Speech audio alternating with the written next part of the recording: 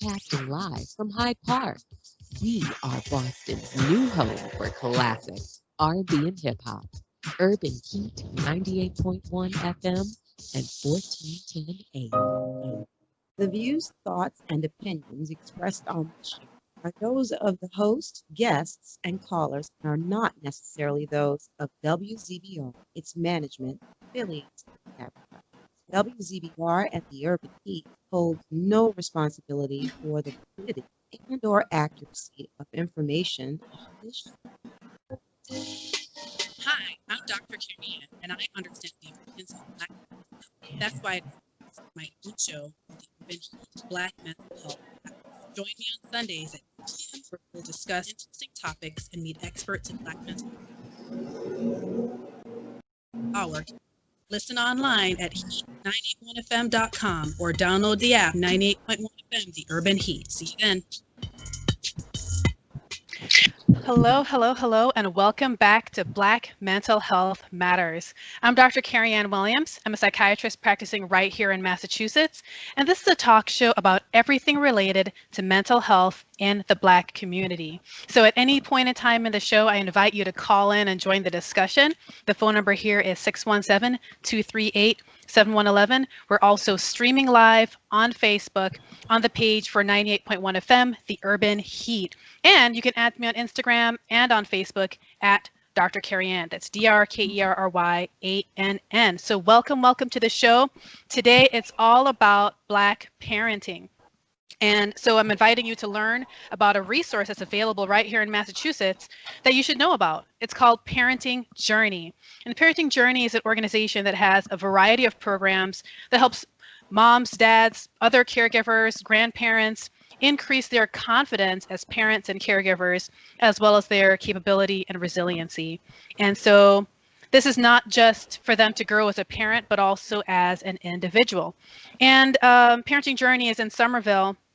And we have 3 guests today from Parenting Journey. So first we have Dr. Carolyn Kiston, and she is a pediatrician, a health services researcher, and the Senior Director of Research and Evaluation. And her research focuses on improving health outcomes and decreasing disparities for low-income children and families. And her work in developing, testing, and implementing strength-based, family-focused interventions has been widely disseminated and used to inform national policy statements and best practice guidelines. So welcome to the show, Dr. Kiston. Thank you so much. And our next guest is Christina Pachano, and she is a clinical director at Parenting Journey. She has a master's in counseling psychology from Boston College and a certificate of advanced graduate studies, or CAGS, from the Cambridge College with a concentration in family therapy studies. And before moving to the US, she was a licensed psychologist in Caracas, Venezuela. And she's passionate about working with parents from all walks of life and the pivotal role of families in our community. So welcome to the show, Christina. Thank you so much, Carryann, for opening your door. Gosh. And our third guest is Dolores Reyes, and she's a senior Parenting Journey trainer and facilitator. She's been on the team at Parenting Journey initially from 2002 to 2011, then went part-time, pursued a master's in mental health and expressive therapies at Lesley University, and then returned to Parenting Journey full-time in 2014. Dolores is dedicated to helping those who have suffered trauma to find ways to heal. She's been in the field for over 25 years. Welcome to the show, Dolores. Thank you very much. I'm grateful to be here. So, maybe you guys can tell us a little bit about what is Parenting Journey. Maybe Christina, tell us a little bit about what is Parenting Journey. Sure. So Parenting Journey is the way that I can describe it. We have an amazing evolution through the years, but we are a community mental health agency, kind of like a non-traditional place where families can come and know that they have a safe space where they, especially parents, we mostly are targeting or are, partnering with families and parents, where they can, express themselves and talk about what it is and what it means to be a parent, and what is what is their own style of parenting that they want to accomplish. So we are not the ones as clinicians or as providers, you know, telling you what to do, but you are coming here in a group setting to, discover what is the parenting style that you want to accomplish or that you want for yourself. Wow, so it's really focused on the individual, their own style. It sounds like it's not another program that's telling parents what they should do. Correct, exactly. We sit around the table, and in these days, sort of like a virtual table, right? We sit around a table, we share a meal together when we're doing it online, in person, and parents can, with the help of a facilitator, to provide each other support with the help of a structured curriculum or semi-structured curriculum that we call the parenting journey in many iterations, and we can support each other in this very the toughest job in the world, which is to be a parent. Yeah, wow. Now, how long has Parenting Journey been in operation? I have to tell you, Carryann, we have been in since the early 80s. Like, this is like 40 plus years, right? We started, the story is actually amazing. Our amazing founder and parents started with a bunch of social workers and providers, literally going in a red van to the public housing in Cambridge, because we realized that some of the families were not coming to us in these more informal settings. And we went with permission, of course, to this housing development and starting to engage families and ask them what they need and what they wanted from us. And this is how we started. We evolved, of course, to become a licensed mental health clinic in the mid-90s, I believe. And then nowadays, we have this amazing facility we share in Somerville, more than 10,000 square feet. And we provide services there, all these parenting journey programs and groups, therapeutic groups, if I may say. And wow. that has been sort of like the evolution of parenting journey, right? A little bit more than 40 years. Wow. So the focus on it was not just expecting families to come to you, but actually reaching out to them to say, what is it that you want? What would be helpful to you? Which I have to say, we don't see a lot of that often. I know even when I was in training, there wasn't necessarily this emphasis on trying to find out from families what they needed. It's kind of like, here's our model. Here's how we do work with families. They come to the clinic, and then you kind of tell them, fit them in a box, really, And so I feel like I have a lot of respect for a model like that that's kind of developed on what people want.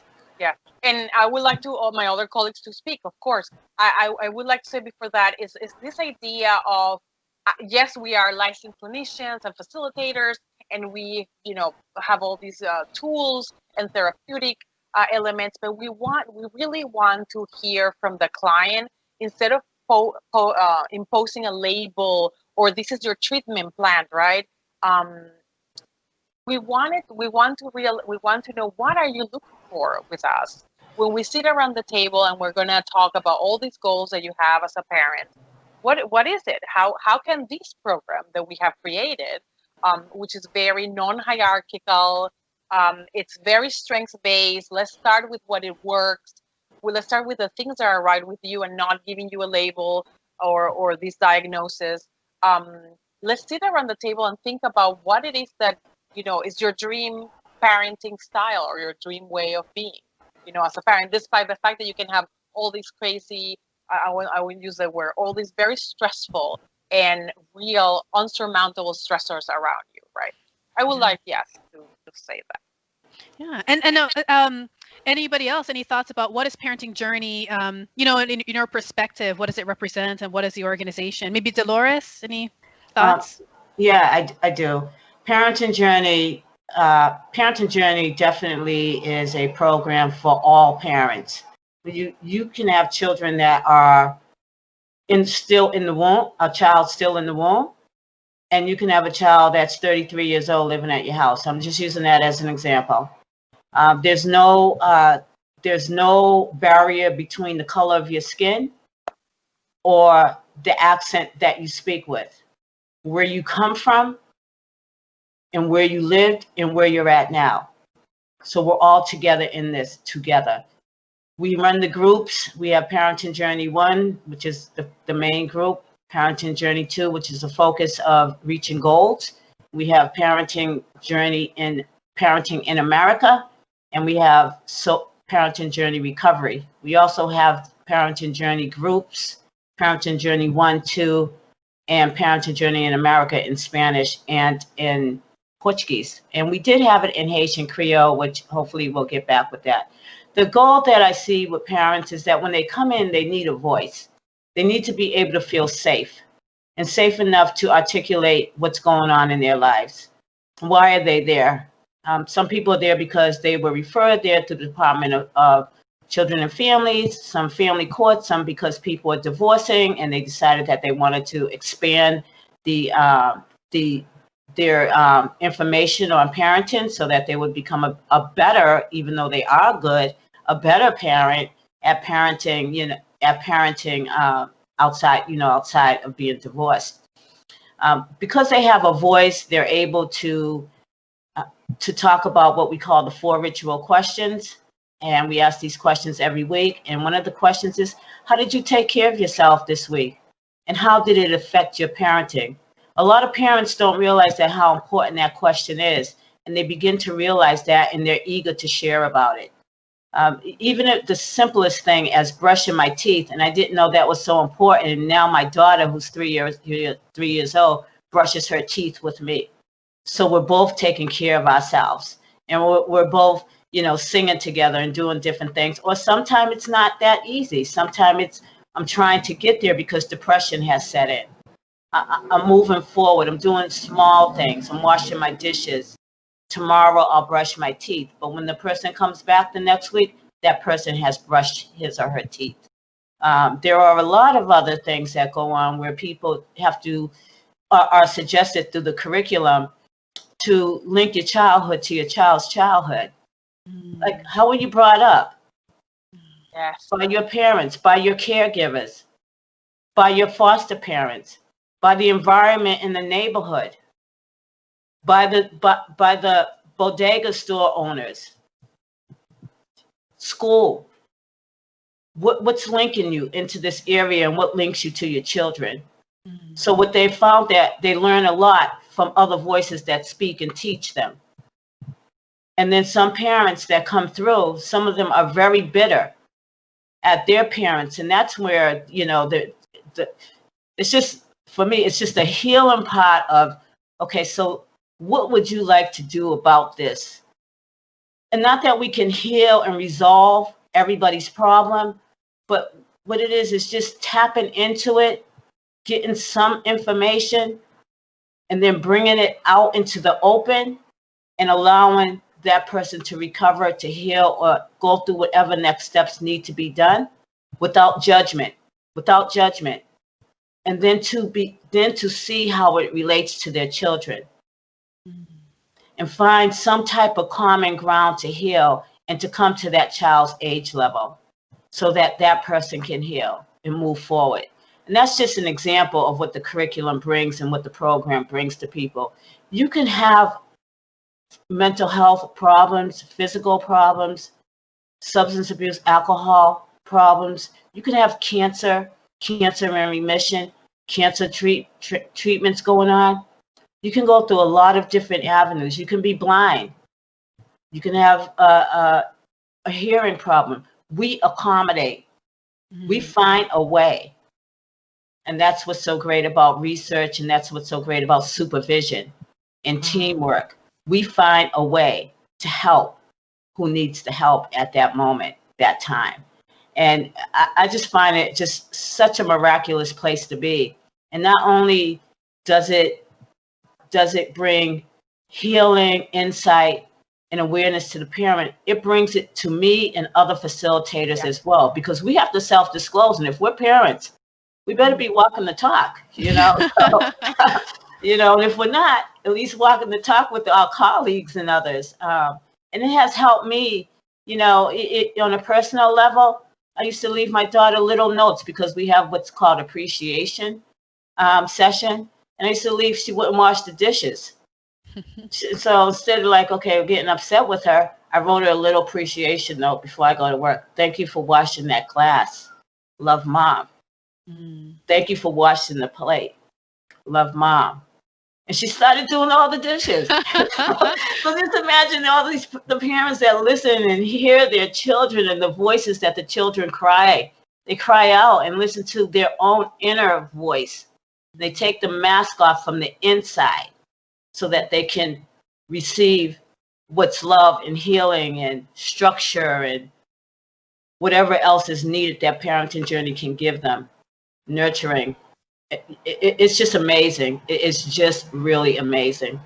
Wow, that's fantastic. I mean, I wanted to also ask Dr. Kiston, what does parenting journey mean for you, and why you've chosen to kind of partner with them, and what is parenting journey to you? I think one of the unique pieces of parenting journey compared to other parenting programs is the group-based model. There's a real emphasis on forming community within the group. So in non-pandemic times, the group shares a meal to get started and has a number of opening questions where people really connect with each other. And all the time when I'm reading through feedback from participants, what they say is that they really learned from the fellow parents in the group. They really appreciated hearing that their experience, that they're not alone in their experience of parenting, both in what gives them pleasure and in what is difficult about parenting. And so that connection and that recognition that every person in the room brings expertise, certainly in their own life, but also in their role as a parent, I think is a really key piece of the model. And it really deepens that strength-based approach. It really, I think, centers the parent in an important way. We're not talking about what's wrong. We're saying this is hard and what has worked for you, and can we give you space and time to think about the things that you wish were different and draw on the expertise in the room and come out of this with some additional tools. So I really have enjoyed being a part of a program like that. Wow. And so, I just want to invite you listeners, if you have any questions, if you have any comments, if you wish that you were a part of something like this, being in kind of attending a group with the parenting journey, drop a comment on Facebook on 98.1 FM, The Urban Heat, their Facebook page, or you can give us a call at 617-238-7111. You're listening to Black Mental Health Matters. I'm Dr. Carryann Williams, and today I'm talking with the folks from Parenting Journey. So it sounds like this is not just another setting where, the parent is meeting with an expert and the expert is kind of telling them what they need to do. It sounds from what you're saying that the parents, everybody in the group, they are the experts at their own lives and their own kids. And so they're here to bring their experiences in one place and talk about them and also just be enriched. So kind of build on what they're doing well, but also maybe get feedback in a kind way from other people that there's no hierarchy. They're kind of all in the same place. Is that correct? Yeah, you're absolutely right. Yes. It's what we call our base is not only strengths based, but it's very client centered intervention, and it's humanistic, right? And that's kind of like the framework that we talk. And facilitators play as facilitators. We are in the same in the same boat with the families. Like we are never going to ask anyone in a group setting, for example, something that we're not willing to share ourselves from our life, and we strategically disclose personal information with the purpose of bringing also our common humanity, because at the end of the day, we're all human. And I do want to say, especially in the midst of COVID, we do want to be sensitive to the fact that we are not in the same boat, of course, at times, and yet we are in the storm, right? We're all in the storm that sometimes can be parenting in these very trying times, and the boats that we ride, we know that are very different. And at the end of the day, we also acknowledge that we are all humans, and that the clients, we're mirrors. We facilitators see ourselves as mirrors that reflect, and facilitator and the group members as mirrors that reflect each other. That also reminds me of one thing that I want to say also about Parenting Journey as an organization, that we have also a base in New York, that work. Part of parenting journey is also being sort of like we have a partnership component or a training component. So we also train from other providers so that they can also replicate these models. So this is a big part of who we are, and we have a base of or a big branch of parenting journey in New York, Manhattan area. I remember well. So are you aware right now then of other providers that are using this model, but they're not part of parenting journey right now, but they've kind of taken what they've learned and they've kind of integrated in their own clinic settings? Definitely, yes. And we even have more formal partners, yes. Oh, wow. Wow, that's I mean, because that's, I think, the ideal is to kind of take the model then and make it more available to a variety of people by training other people. So yeah, you know, and listeners, you can go to their website, Parenting Journey, to get more information on some of this. If you're interested in, if you're a therapist and you're interested in learning this model, there are ways to do that. So I wanted to kind of zoom back in on one of the things that Dolores had mentioned about how, because it seems like this group is kind of getting kind of more to a deeper place of how, like, where your parenting comes from, not just what you're doing, but how it links back to how you were parented, and just other things in your life. Mm-hmm. You know, Dolores, can you speak a little bit more about why that's important? It's important because some people, it's not some people, I'll just say for the parents, and I'll use myself as an example as a facilitator. What happens is you grow up, you're born into this world, and you don't know what is going to happen in this world. But the parent, the mom who has birthed you, has a history already. So when that history connects at birth and continues to connect, there could be postpartum that can affect the child. There can be substance abuse issues that can affect the child. So when the child is at a younger age, that child's already affected mentally in the brain, and the emotions start to find ways to survive. So they're already in survival skill. Then there are parents who don't have those particular issues or concerns, but maybe have not had a good relationship with dad once that parent became 14 years old, and dad decided he was going to leave, or whatever the concern was, or he passed away, and then other things started happening with that child. The child may have started acting out and becoming angry and became unresolved. And I'm just giving you examples of stories that I've heard. And then the parent has a child at 22 years old, and the dad decides he's not going to take care of the child.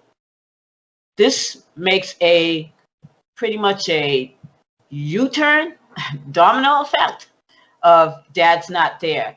And it becomes where the child is affected, but the mom is affected, but the mom may be taking this out on the child in subtle ways, and maybe DCF got involved because of it.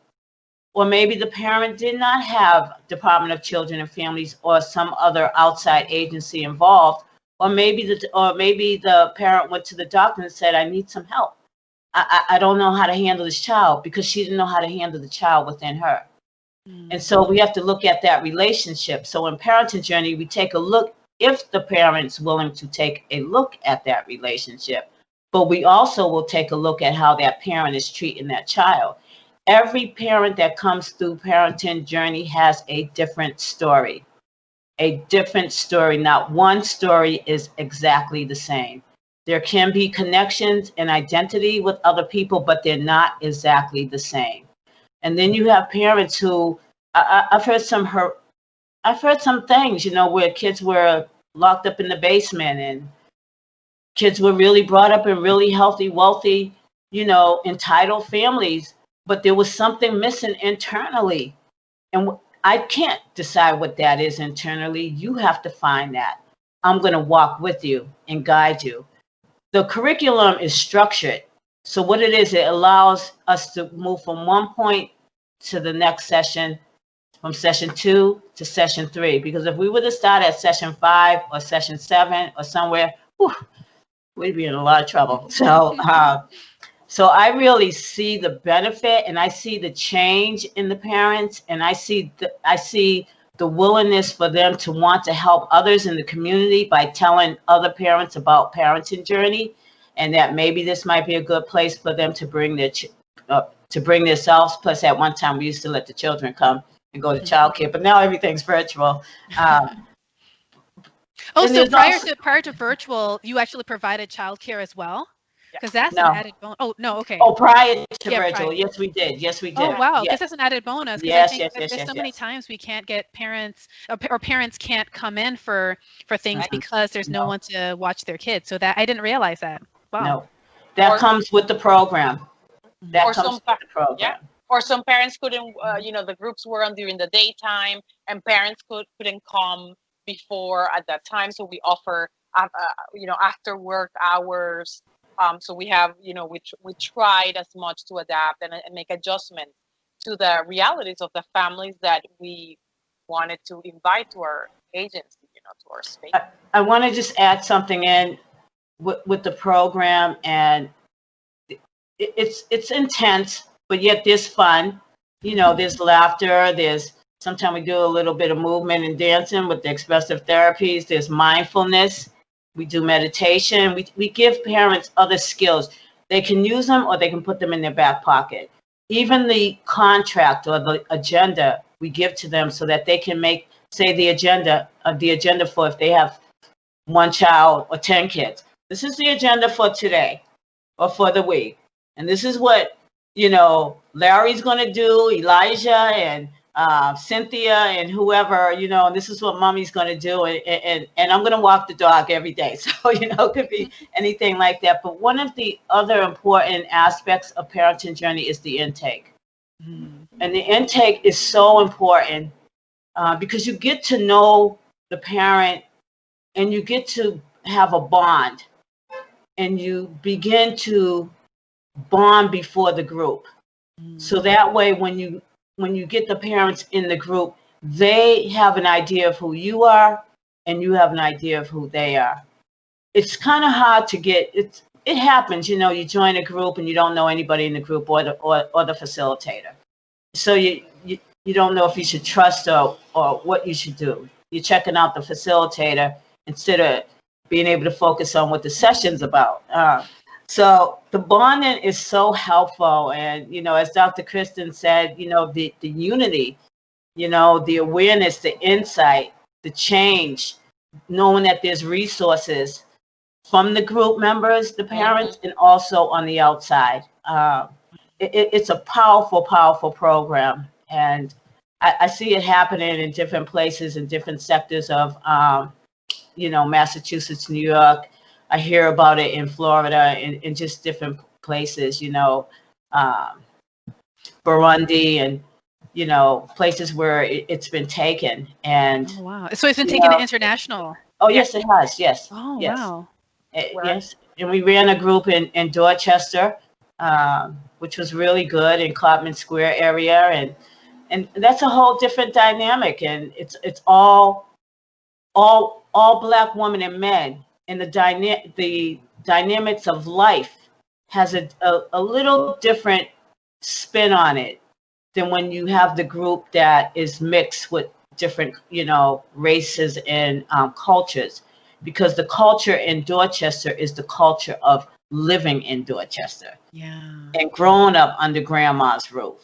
And, so there was definitely, a nice eye opener there as well. But people were hungry. They were hungry to voice what was going on. So the parenting journey fits very well with a lot of people. It's just that when you tie it up with the shoestrings, make sure you have the right shoe size. And that, I mean, with the facilitators, and the right people. And that's why it's so important to do the trainings, because it would be very hard to self-disclose without going through the training. And the training is all experiential. Yeah. It's not like you're sitting in a college, classroom and someone's teaching you. It's experiential. Wow. I mean, it sounds like it's a kind of format that's actually really, really well suited for Black families and Black parents. And I think about myself in the Black community and how we tend to like environments that are a bit more social like that. Where it doesn't feel so clinical. It does feel like we're sharing together, and it doesn't feel so hierarchical. We're all just kind of bringing ourselves and our similarities and differences. It seems like a model that's very well suited for us in the Black community. And I guess I wonder a little bit about whether this model was designed with that in mind, if it was designed that different cultures kind of have different values. And so I wanted to ask Dr. Kiston a little bit about the evolution of this model. And is there actual research evidence to support this model of how we approach parenting and parenting groups? Yeah, so that's a great question. And I think it was really important, parenting journey, in my mind, stands out. There are so many parenting programs and parenting interventions, and many of them have been designed specifically for white middle-class families, and they've certainly been studied primarily with white middle-class families. And then that evidence is sort of broadly applied to other communities in ways that may or may not be a good fit. Parenting Journey, as Christina mentioned at the beginning, was really designed from the get-go to be a community-delivered program, to have flexibility and to have, to recognize that, people are part of their families, are part of their communities, and that's a huge piece of what they're bringing into their participation in the program. Parenting Journey is an evidence-based program. We are listed on the Head Start registry of evidence-based family programs. That's a national publication. We did a large evaluation study in the greater Boston area about 2 years ago now with 200 families who had at least one child who was preschool age and in Head Start somewhere in one of the Boston area Head Starts. We had 100 parents who were taking Parenting Journey, 100 parents who could have taken it but had decided not to. And we asked them a number of questions about themselves and their families and how they were doing kind of at the beginning and then 12 weeks later. And what we found were that the parents that were doing Parenting Journey at the end of 12 weeks reported that their parenting stress had really gone down. Wow. They were much less stressed after doing Parenting Journey compared to the other families whose stress stayed about the same as it was at the beginning. And the families that were doing Parenting Journey also reported a few other things. They were much more likely than the other parents to report that they felt confident that they could access their social networks when they needed them, and that they had more insight into the ways in which they were raised were influencing their own parenting, which Dolores mentioned is one of the big emphasis, things that's emphasized in Parenting Journey. And they also reported that they were doing more self-care, that they had incorporated some of the self-care recommendations into their routines, and that they were doing more goal setting than they were before Parenting Journey. And those were different from the parents who otherwise were similar.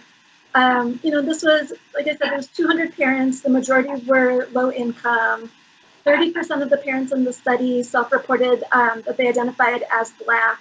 38% identified as Hispanic or Latinx. And so really different from a lot of the literature that exists on the program there. Yeah, for sure. It's in a lot of traditional research, for whatever reason, of course, in our country, systemic racism, institutional racism, the natural, normal, kind of neutral group is always the white middle class.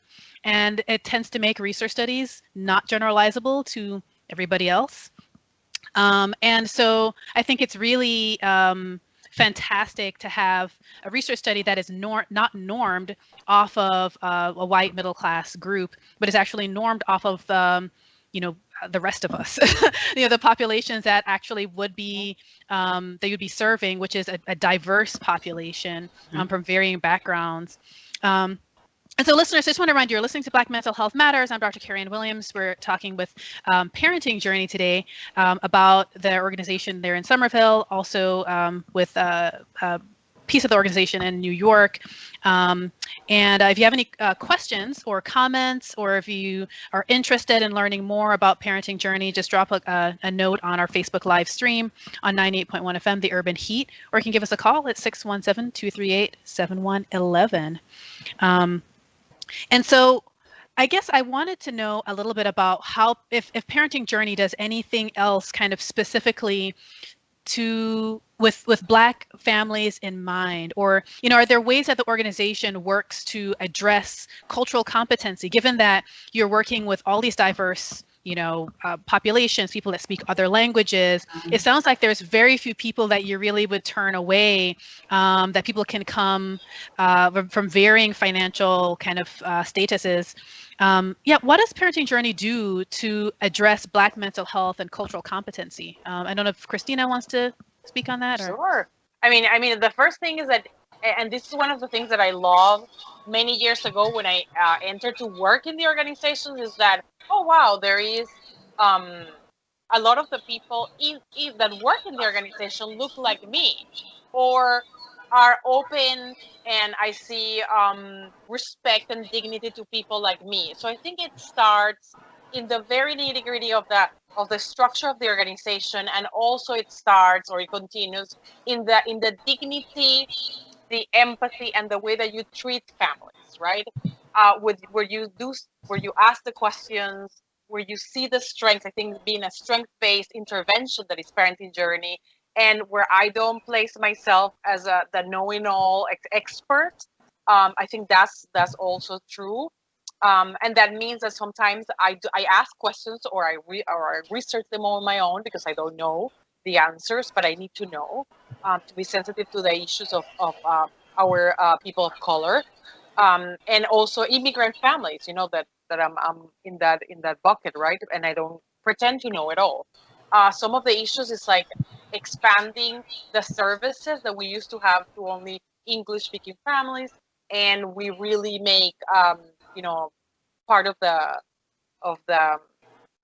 many years ago, when I entered this organization more than 20 years ago, the idea was how do we expand these services so they also reflect the families that are on the other side, and we decided to expand the Spanish speaking, which sometimes is hard to access, right? That we know, I think 5% of psychologists are African American or identify as African American, so we don't have as many as we wish. We're looking actually, and we're looking always for also workers, and also to accommodate the programs to the needs of the families. So cultural adaptation of the programming, one of the first things that we keep doing, or we try to do, looking for people that look, and we ask the questions to our clients, how do you identify yourself, right? So that we can, the staff can represent that. So those are a few things. And of course, how do you treat families in the way that families feel dignified and respected, and and that they are empowered? And I know sometimes people don't like to use this word, but it is true. Like, we need to know what is your motivation to change. I know DCF, for example, is the way you approach in the program parents. I know that, for example, a parent might be mandated, or which I hate that word, to come to a program like ours. And I said, I know that they're saying the system, right, that we know can be very oppressive, is saying that you need to do this because. And I want to know, as a Parenting Journey facilitator, why? What would you like to get from a program like this? Yeah. So these are sort of like, it's a stance that as facilitator we take. We do, for example, also, we walk the talk. One of the exercises, just to give you an example, the way that we start Parenting Journey is that we need to earn trust with each other. If we are in group setting, trust is paramount. So the group contract, we call it, the rules, the guidelines that will allow us to be vulnerable and speak for the next 12 weeks are made by the group, not by the facilitator, right? Only. So these are tricks and very concrete things and big things that we do that we believe that we are trying to address some of the issues that are, affecting our families, especially Black families, Spanish descent families, immigrant families, and the families that come to us. Wow. So instead of making assumptions, you will basically inquire people as individuals what they're looking for, which is the best way to approach people of varying backgrounds, is to not ever make assumptions. And even if people belong to the same ethnic group or the same neighborhood, Correct. that they're looking for the same things. Because if you approach people as individuals, that is, one of the best ways to be culturally humble, is to not make those assumptions. I wanted to ask, maybe I'll ask Dolores. So you mentioned that there is there's Parenting Journey 1, 2, there's Parenting in America, there is Parenting in Recovery. Tell me a little bit about the groups, how long they run, and give us a little bit more information about like the Parenting in America, the Parenting in Recovery groups, and that sort of thing. So, and also I forgot to mention this Parenting Journey for Fathers. Oh, nice. Yeah. So Parenting Journey 1, 2, Parenting in America, Parenting Journey for Fathers, that runs for 12 weeks, 2 hours in the evening for 12 weeks. So if it's on a Tuesday evening, or it can be in the morning now because we're doing this virtually. So it can also be facilitated in the morning, but it's for 2 hours. And Parenting Journey Recovery is 14 weeks. It's a specialty. Okay. Because it's dealing with reoccurrences, it's dealing with triggers, it's addressing them, it's addressing, simple things such as, the baby was just crying a lot, and I just had to smoke a cigarette, and I forgot to go outside, and I just smoked a cigarette right there with the baby. Like, that might not sound so bad, but for that parent, it's not my judgment to say that it is. So, we look at that, we look at the substance that the person was using and how that substance affected them. When did they meet that substance? Not when did you take it, but when did you meet it? And does it, is there a history, a background in your family of origin, or even in your grandparents, or in the neighborhood, or in the school environment? What pushed you? What lit the fire for you? And then we deal with part of the issue, and we move forward. Parenting Journey in Recovery is required to have at least 30 days of sobriety. Okay. And Parenting Journey to start the group. To start, yeah, because we don't want to put something too heavy on someone and they're not ready for it. And also not everybody has supports, but at least if they can have one support outside of Parenting Journey Recovery. Parenting Journey 1, 2, PIA, Parenting in America, and Parenting Journey for Fathers, you do not need to have 30 days of sobriety. Some people don't even disclose any of that, or they don't even disclose there's any issues other than I just need to get my children, or I just want to improve my parenting. So that's where that comes in. Usually people from the other groups, the other curricular groups, get referred over to Parenting Journey Recovery. But yeah, 12 to 14 weeks. It's really, people are hungry right now for support through the COVID. They want to know that they're able to feel safe in their own environment. So Parenting Journey helps in that area. Not that we talk about COVID, but someone might bring it up that my dad just died from COVID, so we're there for them. This is a new area in life. So through that 12 weeks, we're able to deal with certain concerns and issues. And how do you talk to your children about it? With Parenting Journey and Recovery, the 14 weeks, we go at a slower pace, but we're dealing with, I call it the beast. the beast. You know, we're dealing with the beast, and the beast is there. And so we also have to deal with racial tension and how people get medical help, and you know, maybe they need Suboxone, or maybe they have an abscess or something and they need to be in an emergency, or you know, there's other concerns going on. Maybe they need to have a resource to help them with their meds. These things get disclosed while in the beginning of parenting journey recovery. So now the supports come from each other. They find their way. And because things are virtual, there are a lot of virtual outside groups that people can attend to, and also virtual you know, places that they can go to and talk with the doctor. But some people really need to go to the hospital. And we talk about stigma and how to talk about how to protect yourself from the stigma, and also from the personal stigma, because some people have a personal stigma, which leads into shame and guilt. But you want to get help, you know. So it's really amazing. And like I said, you got to add a little humor in these things, because you know, people can get really tight, and then their shoulders get tight and everything, and and here comes something else. The tension is there, so we do lots of relaxation to relax, especially after running the group, you know, before the end of the group. Wow. And then parenting in America is for new people that are new to the U.S. I'm going to let Christina, because Christina is the owner of that curricula. Absolutely. I said this is my baby, but in a way it's a team effort, of course.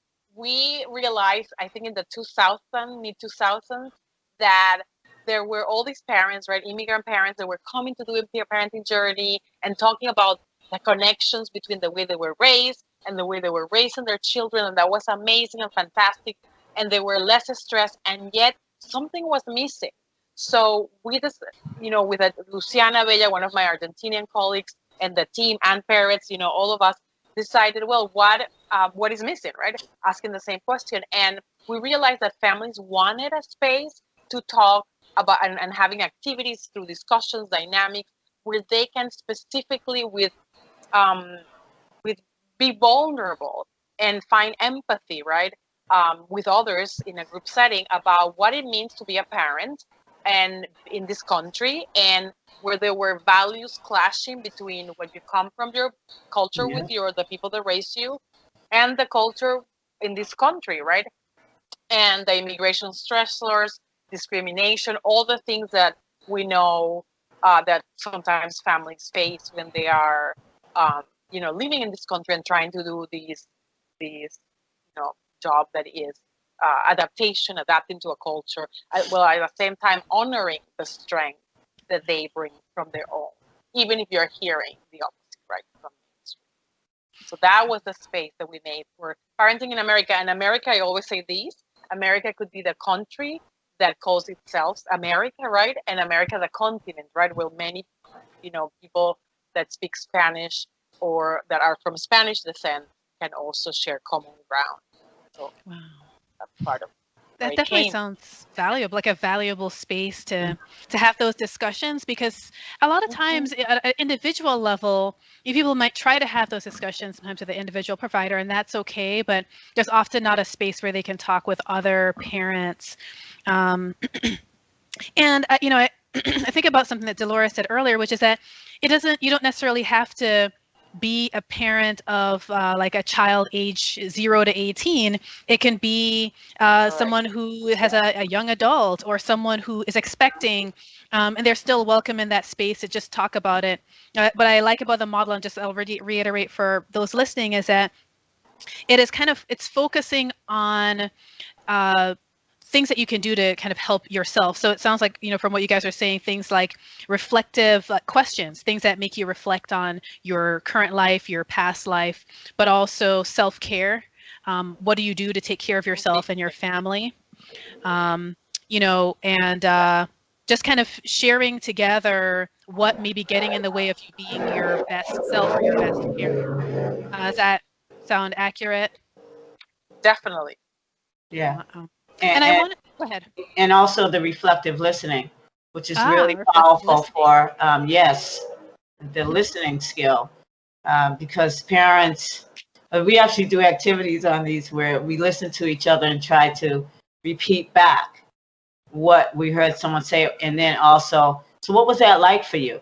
Because sometimes it's not really, people don't, like, I don't know, it wasn't comfortable, I was uncomfortable, you know, or I can't remember.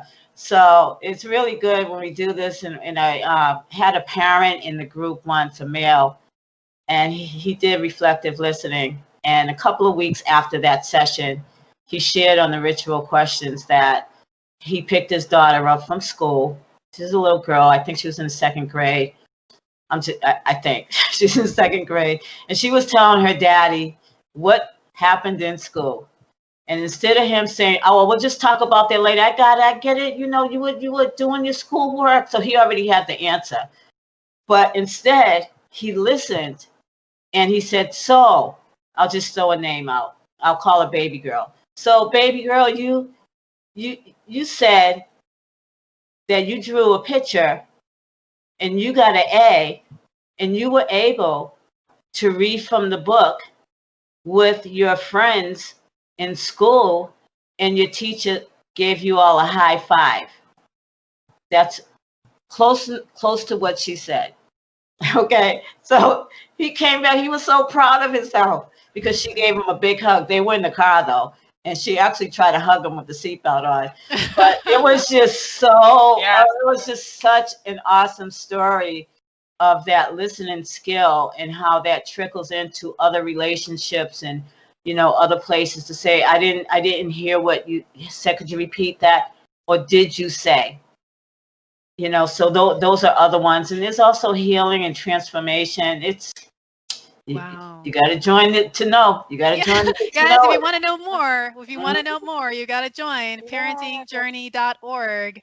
I like what you said about reflective listening, because I think it's a powerful thing. Because you know, one of the things that happens, I know, as someone from the Caribbean and from Jamaica, you know, in Caribbean cultures and Black cultures, sometimes children are they're seen but not heard. Yeah. And you know, it's something that a lot of us experience when you're younger in a traditional culture. You know, you're seen but not heard. And so it's a powerful thing. Children want to be listened to. They want to be heard. They want attention. And so just something as simple as repeating back to them what they said indicates that you heard them and that what they say is important. And it lays the groundwork for later on in life when they have more powerful discussions with you about more important things. So if you listen to the little things like I drew this artwork in second grade, you don't realize, but it's paving the way for those bigger discussions when they're 18 or 19, and they're talking about other kinds of content that they feel comfortable sharing with you because they know that you've always been a listener. So it's definitely powerful. We're kind of running out of time a little bit, but I wanted to ask Dr. Kiston, is this a model that is meant to be covered by insurance? Is this something that people are paying for out of pocket, or is it something that's grant funded? How do people come to receive this treatment? Are they charged? Yeah, there's no charge for participants. So that has been true kind of in every iteration that we've done.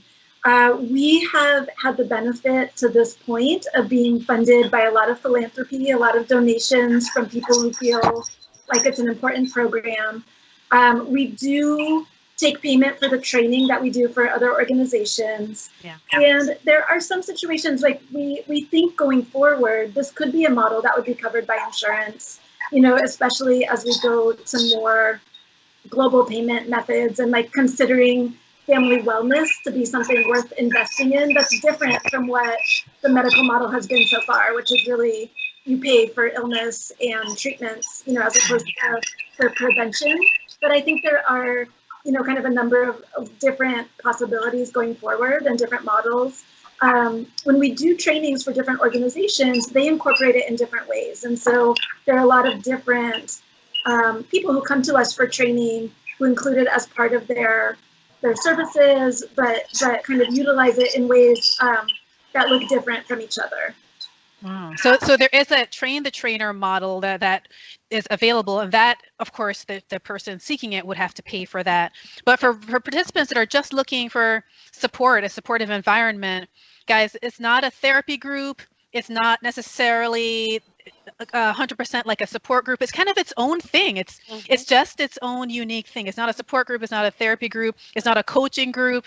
It's just a group. You meet together and you talk together. And without the pandemic, you would also be having a meal together. But from what I gather, it can be therapeutic in nature in its effect. Yes. So I think it's definitely, a powerful thing. And I'm so glad that you guys were able to, join me today for the show to talk about Parenting Journey. I think it's a resource that people need to tap into. My understanding is that there's probably a wait list right now. You are right. Yeah. Unfortunately. And yes, but we're always finding ways to, bring families and we're like, figuring out who we are and what are we doing with the resources that we have. So don't dismay. If you want to come to a Parenting Journey group, just call us and we'll make it happen. Knowing that, of course, we are just so many of us and that there is so much need right now. And then you also can find us in other agencies that are around, even the country. So it's not only us. Maybe there's a Parenting Journey near you, if we can provide. Yes. So thanks again for coming, you guys. And thanks, listeners, for tuning in to Black Mental Health Matters. I'm Dr. Carryann Williams, and I'll be back again next week on 98.1 FM, The Urban Heat. So have a good week.